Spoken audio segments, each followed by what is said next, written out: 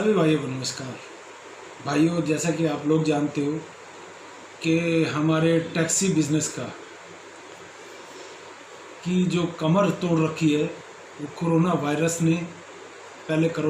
ने, उससे पहले दंगों ने और उससे पहले ओला उबर ने अपने कम मार्जिन को, मतलब हमें कम मार्जिन देने हमारी कमाई को कम करके पहले ही हमारी कमर तोड़ रखी थी।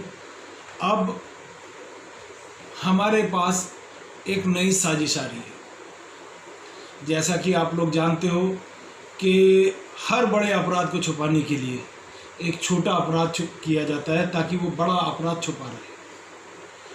हर बड़ी साजिश को पूरा करने के लिए एक छोटी साजिश को एग्जीक्यूट किया जाता है ताकि वो जो बड़ी साजिश है वो आपकी आंखों से छुपी रहे। ठीक इसी तरीके से ये जो ओला उबर जैसी राक्षस कंपनियां हैं, इन कंपनियों ने अपना घाटा पूरा करने के लिए सरकार का मतलब मैं दिल्ली सरकार ही नहीं, केंद्र सरकार की भी बात कर रहा हूँ, इनसे मिलकर इन्होंने एक साजिश रची है। इस पूरे ट्रांसपोर्ट टैक्सी बिजनेस को कॉरपोरेट के हाथों में देने के लिए हम जैसे छोटे एक टैक्सी, 2 टैक्सी मालिकों को, ठेके पे लेके टैक्सी चलाने वाले लोगों को इस बिजनेस से बाहर करने की साजिश है। जिसकी साजिश का पहला कदम है हमारे ऊपर ये 100-150 चालान, ताकि हमारा ध्यान इसी तरफ लगा रहे। हमारी गाड़ियों से कीमत के ज़्यादा हमारे चालान हो गए, हम इसी में फंसे रहे। हम अपनी गाड़ियों को बेच के चले जाएं और फिर इन कॉरपोरेट की गाड़ियों को लेके उन पर नौकरियां करें और पूरा प्रॉफिट ये कंपनियां कमाएं। ये एक साजिश, एक बड़ी साजिश इस पूरे के पूरे टैक्सी बिजनेस को कंट्रोल में लेने की है। सरकारों, चाहे वो दिल्ली सरकार हो, चाहे वो केंद्र सरकार हो, चाहे वो ओला कॉरपोरेट हो, चाहे वो उबर कॉरपोरेट हो, इन सब की मिलकर साजिश है। हम जैसे छोटे बिजनेसमैन, लघु उद्यमियों को ख़त्म करने की साजिश। ये सिर्फ यही नहीं रुकेगा, ये अभी आगे भी चलेगा। आगे कैसे चलेगा कि आपके ऊपर सेस लगाया जाएगा, आपके ऊपर अलग अलग तरीके के टैक्स लगाए जाएंगे कोरोना के नाम पर। आपको अलग अलग तरीकों से तंग किया जाएगा कंपनी अपने प्लेटफॉर्म पे काम देकर। आपको जानबूझकर आपको परेशान किया जाएगा कि आप हार कर अपनी गाड़ियों को बेच दें, कूड़े के भाव बेच दें, खंगार के भाव बेच दें और आ जाए वो 15-20 हज़ार रुपये की नौकरियों पे। 15-20 हज़ार तो मैं बहुत ज़्यादा बता रहा हूँ, 11,000 रुपये की नौकरी से ज़्यादा की नौकरी देंगे। तनख्वाह भले ही वो 20,000 रुपये की दिखा देंगे, लेकिन उसके ऊपर कटिंग, ये कटेगा, वो कटेगा, इसकी पेनल्टी लगेगी, उसकी पेनल्टी लगेगी, ये सब करके ये आपके हाथ में 10,000 रुपये से ज़्यादा नहीं देंगे और आप कमाकर उन्हें देंगे 1,20,000 रुपये महीना। ये आने वाले समय का कड़वा सत्य है भाइयों।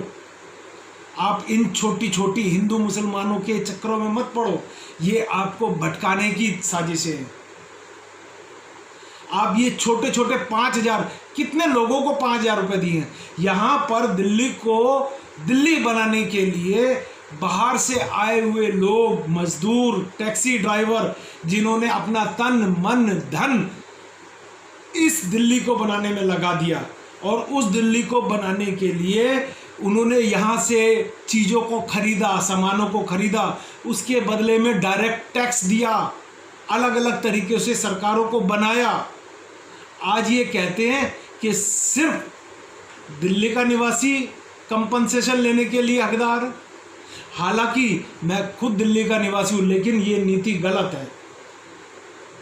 ये नीति गलत है क्योंकि दिल्ली सिर्फ दिल्ली वालों की नहीं, सभी राज्य के लोगों की है। आज जब कंपनसेशन देने की बात आई तो उसमें शर्त रख दी गई कि बैच होना जरूरी है। कल जब ये ओला उबर के साथ मिलकर बिना बैच के लाखों गाड़ियां चलवा रहे थे, दिल्ली की सड़कों पे दौड़ रही थी, तब ये कैलाश गहलोत कहां था?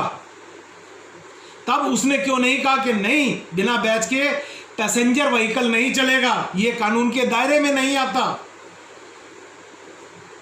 क्यों नहीं रोका गया? इसलिए नहीं रोका गया क्योंकि उन कॉरपोरेट से इनके घर की रोटी चलती है, ये उनके पालतू हैं। माफ कीजिएगा, मैं गलत वर्डों का इस्तेमाल कर रहा हूं, लेकिन भूखा पेट होने की वजह से मेरे मन से ये बातें निकल रही हैं। अपने टैक्सी ड्राइवर भाइयों का हाल देख के मेरे आत्मा से ये बातें निकल रही है। ये पालतू जो नेता हैं, ये जो पार्टियां हैं, चाहे वो केंद्र सरकार हो चाहे वो राज्य सरकार हो, इनकी कारस्तानियां हमारी भूख का वजह बन गई है, हमारे बच्चों के मुंह से निवाला छीन रही हैं। अगर आज आपने, मैं आपको यकीन के साथ दिलाता हूं, अगर आज आपने इन चालानों का विरोध नहीं किया, इन चालानों को भर दिया, तो भाइयों आप तैयार रहना अगली नई मुसीबत के लिए, अगली नई शोषण के लिए आप सब लोगों को तैयार रहना पड़ेगा। इसीलिए मैं आप सबसे हाथ जोड़ के विनती कर रहा हूँ भाइयों, हाथ जोड़ के विनती मैं सिर्फ आप सबसे कर रहा हूँ। इसलिए ये सिर्फ मैं आप लोगों के लिए नहीं, अपने लिए भी कर रहा हूँ।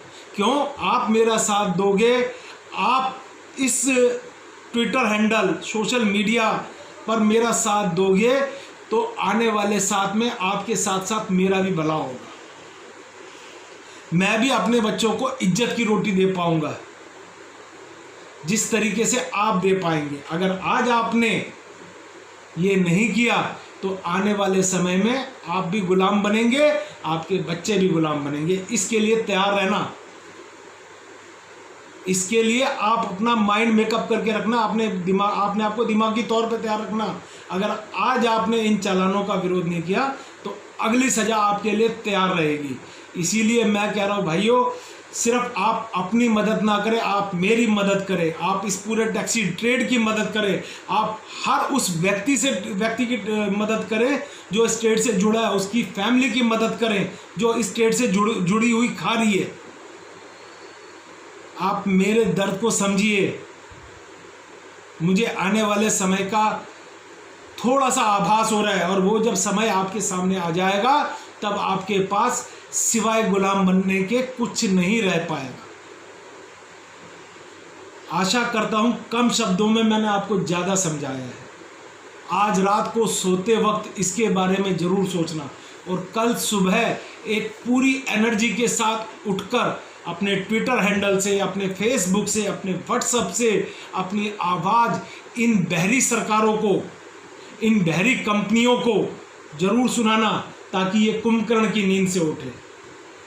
आप सभी का मेरा हाथ जोड़ के निवेदन है भाइयों, हाथ जोड़ के निवेदन है कि कृपया अपने इस ट्रेड को, जिसमें आपने खून पसीना लगाया है बनाने के लिए, उसको सजी सजाई थाली बनाकर इन कॉरपोरेट्स के हाथ में मत दो।